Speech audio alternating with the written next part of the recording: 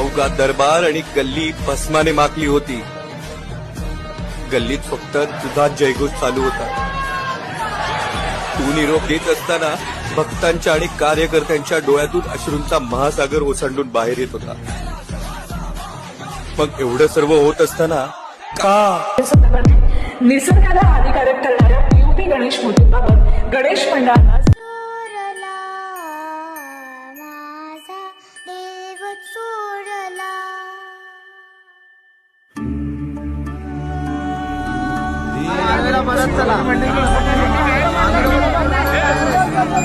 देव चोरला माझा देव चोरला माझा देव चोरला माझा देव चोरला